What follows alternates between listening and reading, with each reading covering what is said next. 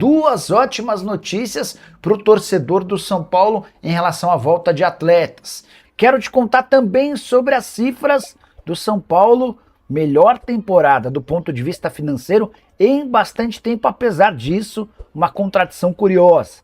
Fala aí pessoal, sou Jorge Nicola, bem-vindos a mais um vídeo do canal, sempre bom ter vocês por aqui, sem perder tempo, pedir para deixar like, se inscrever no canal e ativar as notificações. Duas boas notícias para o torcedor do São Paulo. A primeira delas, Lucas Moura será relacionado para a partida contra o Bahia nesse domingo em Bragança Paulista.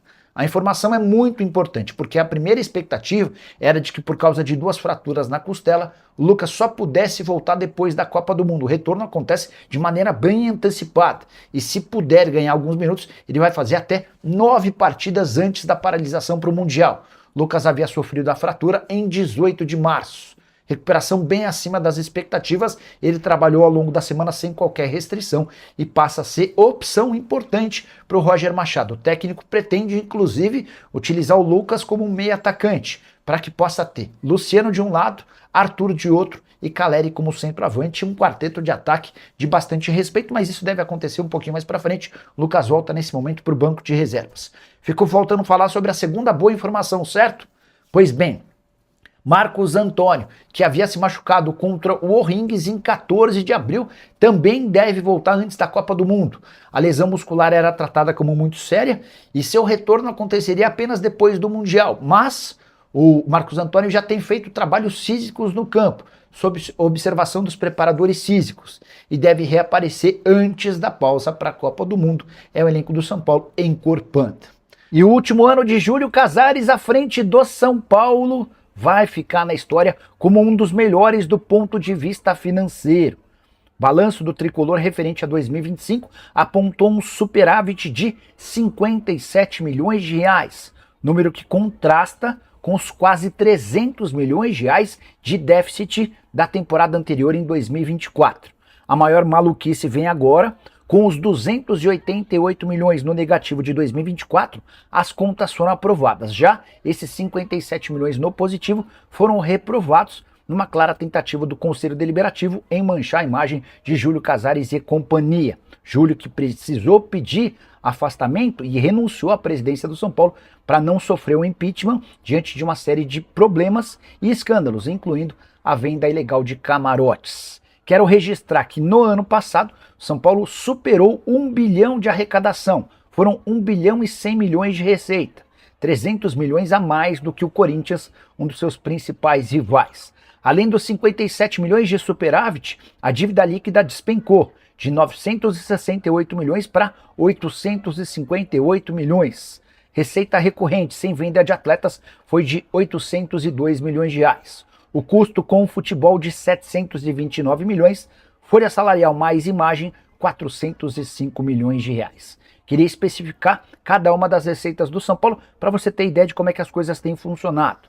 Foram 284 milhões com vendas de atletas, 245 milhões com direitos de transmissão, 154 milhões com marketing, 119 milhões com o estádio, 74 milhões com a parte social, 64 milhões de bilheteria. Essa foi uma das poucas, talvez a única receita que diminuiu em relação à temporada anterior, além de 56 milhões de reais com o sócio torcedor. Você, torcedor são paulino, que pensa sobre esses números? Acha que o tricolor encontrou seu caminho? Já usa o espaço para comentário e registra a sua opinião, beleza? Eu tava olhando para dois nomes aí do Bahia, um deles é o Nestor, que não conta muito, mas o outro é o Michel Araújo, que está jogando por lá. O Michel Araújo é um tipo de jogador que ele tem, assim, para mim, muito a ver com o Cauli. O Cauli, você conheceu ele, assim, um pouco mais velho, não sabendo se pode confiar plenamente no Cauli, se ele é aquele baita meia. E o São Paulo, recentemente, a pedido do próprio Rogério Ceni, ele comprou do Fluminense o Michel Araújo. O Diniz adorava o Michel Araújo, o Ceni também. O São Paulo foi lá e comprou o Michel Araújo. O cara veio pra cá e ele fez, assim, bons jogos. Ele teve umas boas atuações pelo São Paulo, né? Até o momento em que o Ceni foi lá pro Bahia e pediu o Michel Araújo pra eles lá. O São Paulo prontamente vendeu o Michel Araújo. A informação que eu tenho é que custou na casa dos 17 milhões de reais. Chegou lá, ele busca o seu espaço, ele busca jogar ou não. E são outros jogadores também na mesma condição, que o São Paulo foi despachando por aí. Tem o Nestor, tem o Eric, tem o Rato, tem vários jogadores que o São Paulo foi colocando em outros times. Ferrarese agora jogaram no Botafogo, vários. Então, o Michel Araújo, ele tá lá no Bahia, agora e conseguindo jogar. Aqui no São Paulo tem um problema, o Cauli, ele não tá indo bem, ele não está conseguindo se destacar. Jogar ele tá, ele não se machuca, ele tá em campo e tal. Só que eu lembro do Michel Araújo, a maneira que ele jogava. Ele tinha um destaque muito maior, não tinha? Ele tinha um drible interessante que fez ele virar um ala quando o São Paulo... E jogava mais pra trás, então ele não era um bom de marcação, mas quando o São Paulo tinha 3 zagueiros, ele podia ser ala. Quando o São Paulo colocava ali ele de meia, ele não era um meia criativo. O passe dele, inclusive, tinha bolas pra ele lançar tranquilo. Ele não lançava. Agora o cara passa aí driblando. Ele tinha um destaque, ele tinha um protagonismo. Isso que é importante lembrar. Quando o Michel Araújo estava em campo, pelo menos aquela primeira meia hora, 40 minutos, ele era um cara protagonista. Ele chamava o jogo pra ele. Ele gostava de driblar e tinha isso pra ele de uma maneira muito clara. Esse tipo de protagonismo no São Paulo é o que mais tá faltando. Principalmente quando o cara é driblador. No São Paulo tem o Ferreirinha, que tem esse protagonismo como driblador, e tem também agora o Arthur, que faz assim chover no São Paulo. Ele é uma das grandes contratações do São Paulo, é o Arthur. O Arthur vale na casa dos 35 milhões, só que o Cauli também vale quase isso. O Cauli também chega beirando os 30 milhões de reais. Então um time que tinha Michel Araújo e o Nestor. Ele pega o Michel Araújo, vamos ignorar o Nestor ali, o São Paulino tava criticando, o Senna era apaixonado pelo Nestor, tinha muita coisa envolvida. Agora, Michel Araújo, o São Paulo simplesmente pegou o cara e mandou pro Bahia no preço que ele pagou do Fluminense e teve o prejuízo dos salários pagos. Chegou lá no Fluminense, no Bahia, o São Paulo vai e puxa o Cauli. Então o São Paulo, ele tá vendendo o Michel Araújo por um repasse praticamente pro Bahia, onde o cara está jogando e o São Paulo vai comprar o Cauli, que eu não sei se era um peso morto lá, mas aqui ele tá um estorvo. Aqui ele tá jogando uma bola que quando você coloca ele nos principais, ele não aparece. Aparece o Caleri, o Luciano, aparece o Arthur, aparece o Ferreirinha, aparece o Marcos Antônio. O Cauli não aparece. E quando você coloca ele com os caras da base, com o Tapia, com o André Silva, o Luca, os caras da base, ele não aparece também. Então ele é um jogador que o São Paulo tem que se ligar e muito para não permitir que ele bata a meta e o São Paulo seja obrigado a comprar. O departamento de futebol do São Paulo, que ele é dirigido por esse Rui Costa, ele tem que ter um pouquinho mais de responsabilidade. Não existe isso de você ter que comprar o Cauli, ter que ter uma renovação automática com o Tolói. Amigão, chegou o último jogo, manda o técnico não colocar mais e fala que é uma ordem de cima. O técnico pode adorar o Tolói ou o Cauli. Se o São Paulo não quiser, se o São Paulo considerar os valores altos, se o São Paulo considerar que não faz sentido você trazer o Cauli, era melhor ter ficado com o Michel Araújo, não era?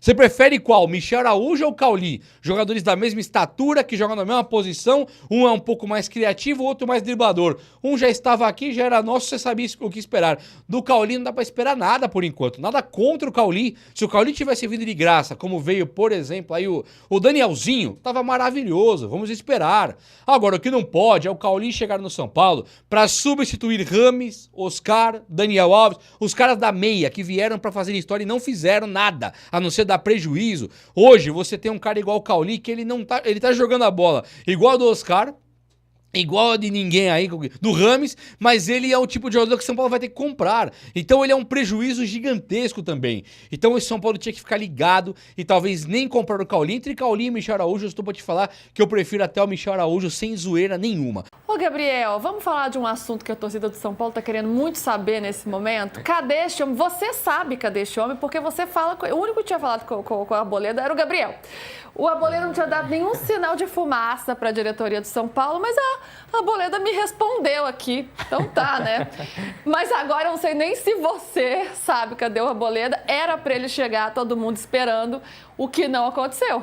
Ele não me responde há 4 dias, o Arboleda. A última mensagem dele é... Estamos há X dias sem contato. 4 dias sem contato. A última mensagem dele é: dia 30 estarei aí. Estarei em São Paulo, que era o prazo inicial do Arboleda, então voltaria dia 30. E aí ontem tinha uma informação na Barra Funda que eu pude confirmar com um dos membros do entorno do Arboleda que ele tinha passagem comprada para voltar num voo da Copa ontem, 00:30. Ontem barra hoje, madrugada, né? Até colegas de imprensa foram ao aeroporto, né, para registrar a chegada do Arboleda.